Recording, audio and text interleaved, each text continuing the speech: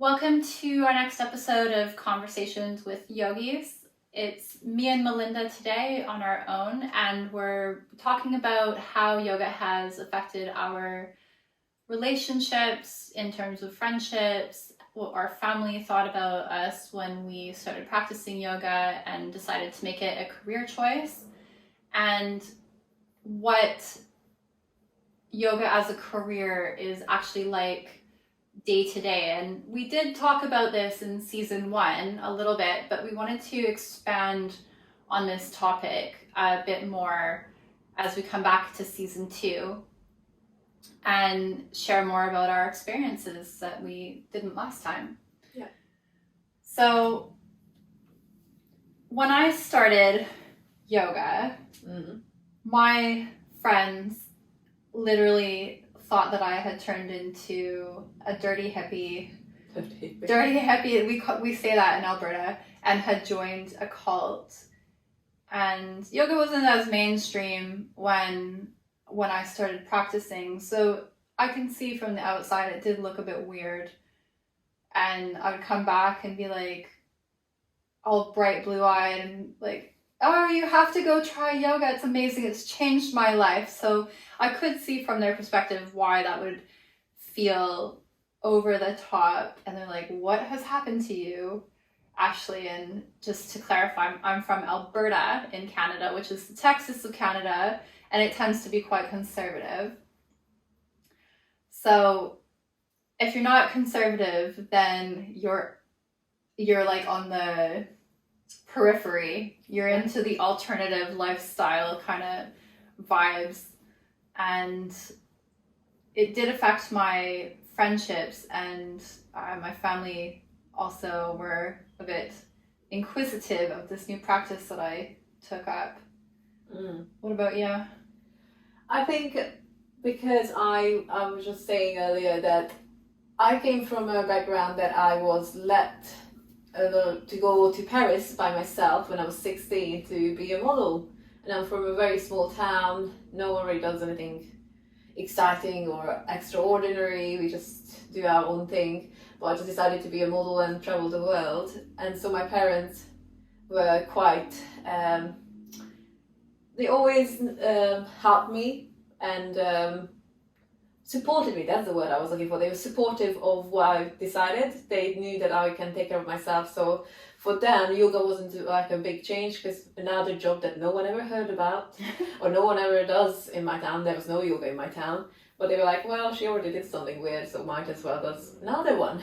So it wasn't such a big thing. But if I think about it, how I left school, I never went to university, I never went studying like everyone did. I went working straight away to do more modeling, and after that instead of going to university, I chose to do a teacher training. So I never went on the normal route. Yeah. So I don't think anyone was surprised, and I do think my grandparents still think that this is not a real job. You know, it's what am I doing? I'm just like moving about. They can nowadays probably they are like accepted it that after 14 years of being a model and then being a yoga teacher, that's okay, she just does her own thing. She's not going to work for someone else. Yeah. So I think it depends on what background you're coming from and how people look at you. Did you start, you said you did that at 16? Yeah, so so at 16, my parents literally put me up on an airplane, and I asked my mom, like, where do I need to go? How do I know which plane to take? She's like, I don't know, just follow the crowd. So we had not much idea about anything. But I was like, okay, I'll figure it out. And I think it was the same with yoga. So I just jumped into new things that was unknown, and I enjoyed it. Yeah. Gosh, getting on a plane at 16 and going to Paris by yourself must have been daunting. But that does make sense if like you started from a young age in that type of creative. I guess creative, like self-employed industry that your family would, and then you'd make friends along the way who were the same and understand what you were doing. I think because I started yoga when I was 26, and I had spent 6 years in university at this point. In genetics and cancer and genetic counseling, and my family was kind of, you know, expecting me to go down that route. Like, obviously, I went to school for 6 years for it. I just didn't really know what the job was when I finished. Everyone tells you to pick what you love doing, right? Yeah. And I loved science, and then when I started taking science classes, it got more narrowed down. I'm like, okay, I love biochemistry, I love genetics, I love anatomy, like all the kind of microscopic kind of stuff in genetics and cancer research always piqued my interest, because I think I mentioned on here before, my dad passed away from cancer, and like a number of people in my family, my aunts and uncles. So I've always been really interested in that topic because it's affected me in such a big way. And then so I did go down that career path, but when it was put into practice, like as cancer researcher working in genetics and DNA repair proteins, the day-to-day work was really boring and quite monotonous, and like pipetting, sitting at a desk and working by yourself and creating PowerPoint presentations once in a while, which was my favorite parts of the job, and got to present my data and the findings of my research at like monthly meetings. And then I found through that I'm just more of a people person. I like working with people. Like when I was in school, I also worked at H&M as in retail. So you're always talking with people, and I had worked at like bars and restaurants, and I was always really good at that. So when I went and sat in the lab by myself, that part of my life and my day and in my work was taken away. So I'm not surprised that like I didn't find it very fulfilling, the science bit. But then when I started traveling the world and did my yoga teacher training, I'm like, I'm going to be a yoga teacher. My family's like, but what about the 6 years of school you did? And they've always been fully supportive of me, but from their perspective, I definitely see what they meant and their concerns. But now that I've been doing this for 12 years, they are happy for me. They are proud of me and what I've been able to accomplish, but it's been a journey for sure. I guess it can be quite scary if you think about, you have a safe job where you go in at 8 o'clock, go home at 6 o'clock, or I don't know. And it sounds better for most people because that's their norm, that's their, I mean, my family is like that. They just always been employed by someone. And I just decided to be like, I'm just going to travel the world and do these things. And so I can imagine it's hard and scary for them as well, because they worry for you. They want stability. They want everything to be going the same route as they had. We're just like trusting you can pedal through this process of being self-employed and fend for yourself and move to London as well. That's true. And then, like, because I don't know where you fall in the kind of categories of,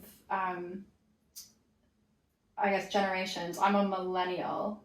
Are you a millennial? I never know. I never understand what's Gen Z, and I don't think you're Gen Z. I'm definitely not Gen Z. Okay. I think I'm millennial because I'm 93. Yeah. Okay, I'm 84. So I'm technically a geriatric millennial. I loved that term because when they define it, they're like, the older millennials are the ones who remember like the old school technology, like the dial phone where you had to put your finger in the hole in the dial and then spin it around, and then it spun back, and it's like you had to dial 7 numbers and like wait for the dial to turn back before you did the other one. So I clearly remember that, and like calling my friends and memorizing phone numbers and all that stuff. Yeah. And a typewriter. I wrote reports in elementary school on a typewriter, literally.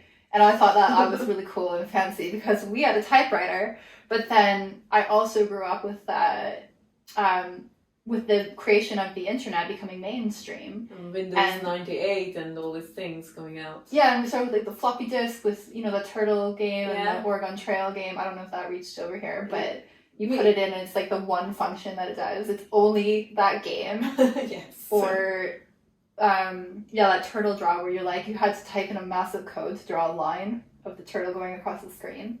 Oh, I'm not sure if we played. We definitely had games, but I don't know what they were. It's too long ago. Yeah, they're so old school. And then, so growing up through all the I don't know, boom of technology and smartphones and anyway, so that's millennial. But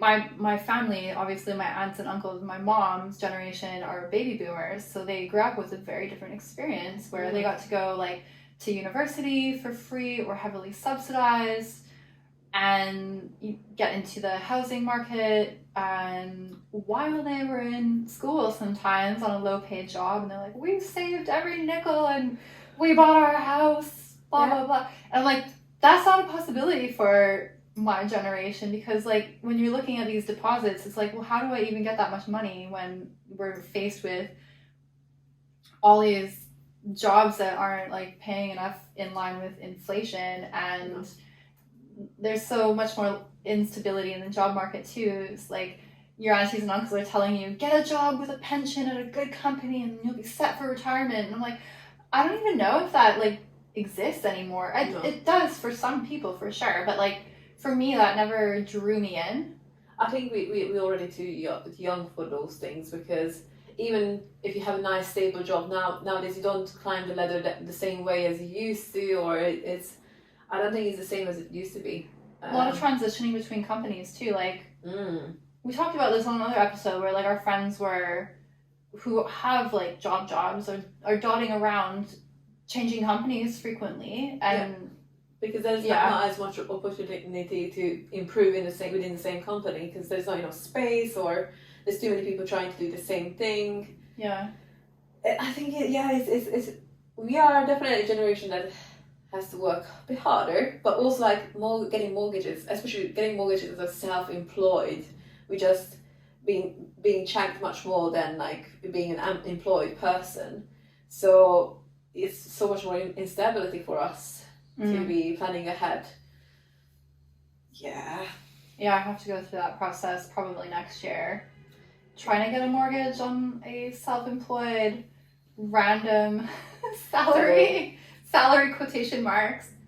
Before we jump ahead into that part of being a yoga teacher, I just wanted to talk about on this episode about when we started yoga and like the implications that happen with friends and relationships, and how some of my friends they thought that I had like lost my mind and was brainwashed and joined a cult, which like fair enough from the outside it may have looked like that, like Ashley's doing this weird yoga stuff. What is that? Meditation? And I'm just out here like, oh my god, you guys gotta do this. It changed my life for the better. Everything is so much better. I have so much energy.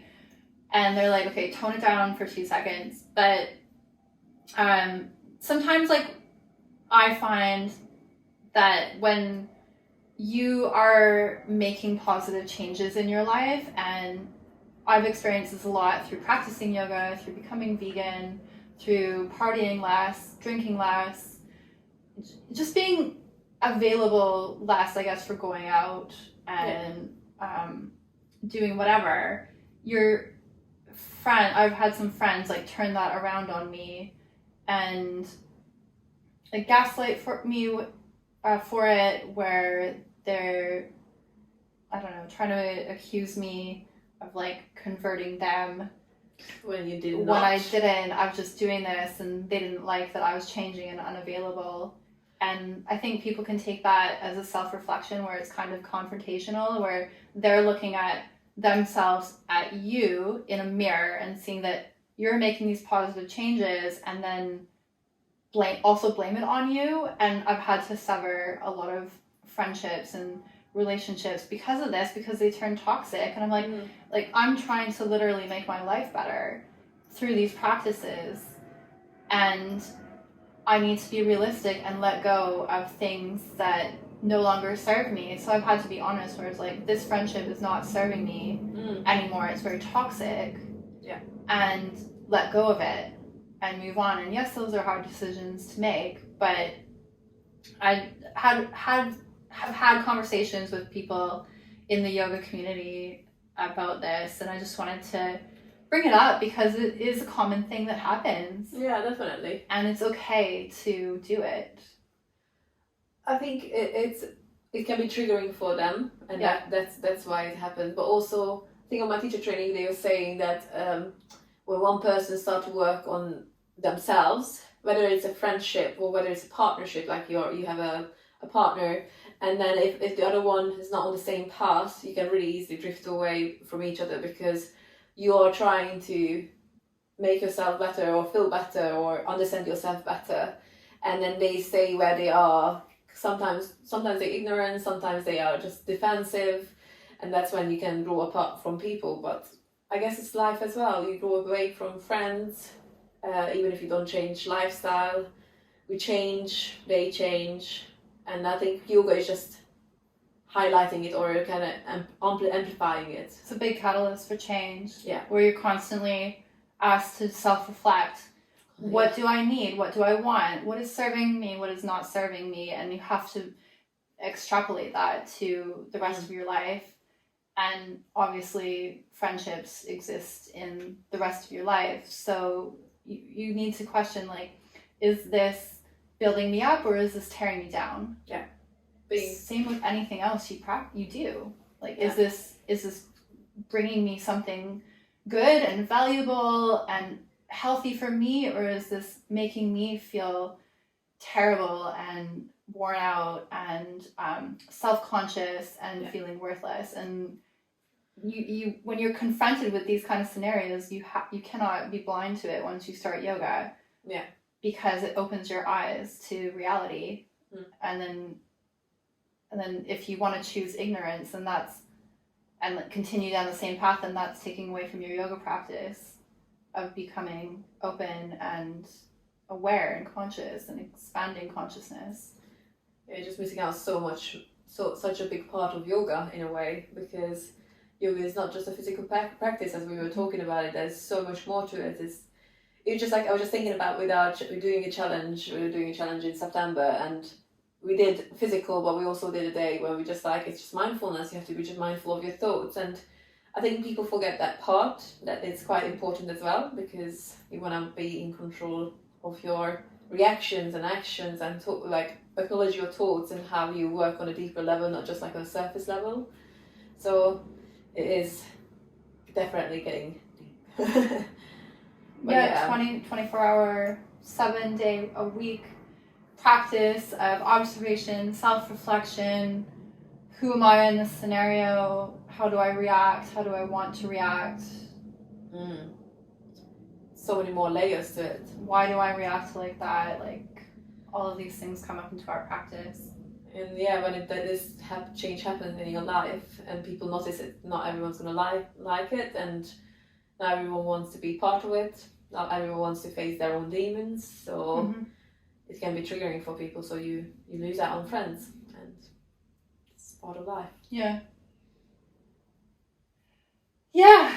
It's tough. It's tough, but it's reality, and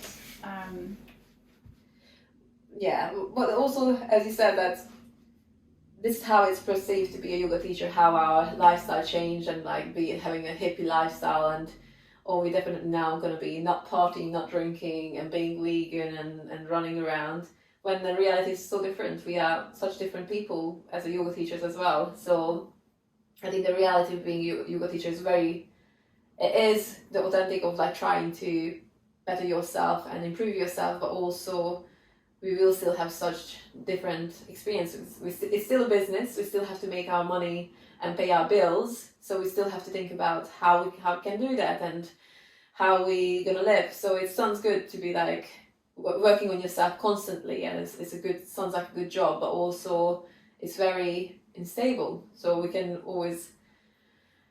move on to that topic of how it is to be a yoga teacher and what can you expect if you choose to go down the road, if it sounds tempting for you. Yeah, and to not lose yourself along the way. Yes. I remember, I think this kind of happens when you start the practice, is that you feel like you need to be a yogi. And then, like, I had all my mala beads, I had my shirts that had like Sanskrit on them, or all the yogi, an Om sign. And I'm like, this is me. But then I'm like, after a while you go through that of moving into that I'm a yogi identification process, to being like, oh no, I'm still the same. I've come out like a shinier version of my old self because I've let go of all the negatives. So you do a lot of that self work, and then when you become a yoga teacher, the self work continues. Obviously, yes. We as teachers don't have all the answers. We're still working on ourselves. Definitely. And it's a lifetime of work. And things just fluctuate a little bit more. You recognize how to manage yourself more. Yeah. When you go through your weeks and your years. Like, I know the signs of me being burnt out or stressed, and I try to get on top of that before it turns into like a full, like, I've had a panic attack a few times, or like quite intense anxiety, and I don't want to get to that point where you're just like, you're totally incapacitated because you're overwhelmed and stressed out. So, yoga teaches me to manage that, and to, if I'm doing too much, do less, like take it seriously, and see when you need to back off. And like, when you're doing it as a business, it can be stressful because you're self-employed, you're only reliant on you, which is a tip for yoga teachers. Find friends that you like to work with, because then you don't have to be alone in this, and you can collaborate and fun things like me and Melinda doing this podcast and our retreats, and like I do courses with my other friend Lauren, and other, etc. Collaboration is really important when you're in this business, because then you're not isolated and alone. Yes, because I think it can be a very lonely business, and also you can just feel very alone with your problems, especially if you don't go and practice with other teachers, and don't you see people as much. Like, I've noticed since I've been teaching, I definitely practice less within like studio spaces, because I have less time to go to classes I would like to go to. So I think it's important to just keep up the connections, and it does help to share problems. And you can share it with your partner, but if they're not in the same business, they won't understand it the same way as the other teacher's gonna understand. So I think it's good to put it into perspective, because in the end, however you want to plan your life as a yoga teacher, you have to have a plan, because it can be unreliable, it can be hard financially, especially if you're teaching in a place where it's very saturated, where there's lots of teachers, and it's a different lifestyle, and sharing the problem with others, it's much easier to carry that weight. Yeah, just to unload it, also to be heard and understood. Definitely. You're not alone, and how hard it is to do this as a job choice. Yeah. And like you said, like, planning is really important, especially if you want to do this long term, because if you don't have a plan and you're kind of winging it and trying to get a class here and there and then just seeing what happens, and then doing that solely as your job, then where is that going to get you in the long run? It's not really sustainable. Just either. tired. Really tired and burnt out. Because in a way, it's uncomfortable just to teach studio classes, and you teach enough studio classes to cover your expenses and earn some money for yourself. But unfortunately, it is not sustainable. Like, I thought when I had a very good 20 classes, I thought it's the best thing I can do. It's so stable. Then one week to another, I lost 8 classes because the studio had some financial problems. So they closed down a place and they cut down classes. And that was a lot of money out of my pocket. And like, what can I do now? And there's no safety net. There is nothing you can turn to, and you don't have contracts with places. You don't have sick pay. You don't have that. Oh, we're gonna be terminating your contract with someone, or you're gonna lose your classes from one day to the other. It's not like, oh, you have a month to figure out. It just disappears. And it's whether you work in a corporate place, whether you have private yoga clients, nothing is set in stone. And I know other jobs either, but we have just so many moving parts. If one disappears, and it's quite a big chunk of our income, that can be very scary and very hard to fill it back in, because we have to have 10 jobs. We don't have one job, we have 10 jobs running around different studios, and if one lost, it's not going to be another job quickly being filled up with. So it is definitely adds the extra layer of stress that you don't have that security net. There's nothing stable, there's nothing set in stone. And like, for example, I'm going on maternity leave, so I was like planning it how I'm gonna get my covers and stuff. And then one studio just said like, oh, you need to have more classes, but I was like, I can't take more classes because I am going on maternity leave, so I feel unfair to take on a class which I'm going to be teaching for a month. And then in the end they took away my class, and now I'm out of classes, and I'm like, I'm forced to leave to maternity leave like 2 months earlier that I planned to. And as a self-employed, you don't get maternity leave. I would get statutory maternity leave, but it's like £100 a week. We don't have, again, sick pay, so it's just like how it's very hard to plan and it's very scary. So it's definitely not a dream job in that sense.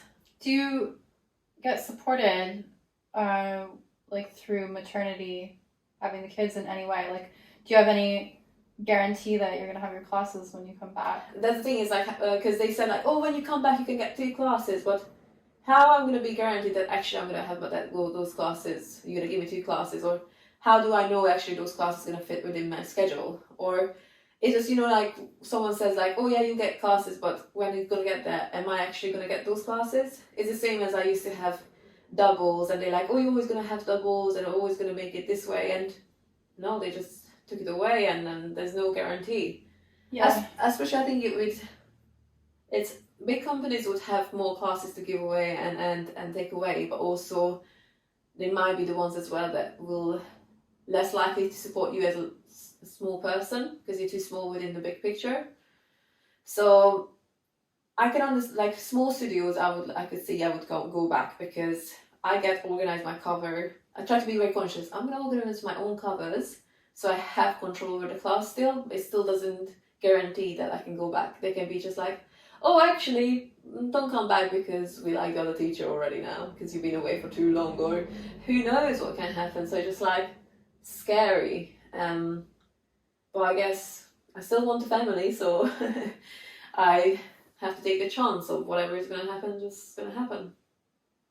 Yeah, that's really not supportive of being able to have a family if that's what you want to do. Or just sustainability or career growth for anyone, really. So that's, like you said, as a yoga teacher, you can't put all your eggs in one basket, and that's really one of the best business advices in a nutshell I could give to teachers out there is diversify your offerings, because things come and go all the time.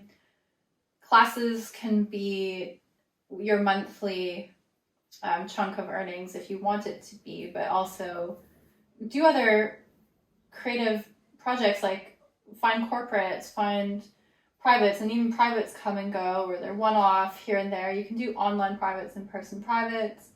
Same with corporates. And you can have like a members area. I have a members area on my website. And I put all my recordings on there. So I have quite a lot of people coming on there now just to practice yoga with me all the time, which is amazing. And because they can't actually come to my in-person classes anymore, because especially during the pandemic, a lot of my old students are on there because they've just moved and they still want to practice with me. So it's nice to have that connection still with other people.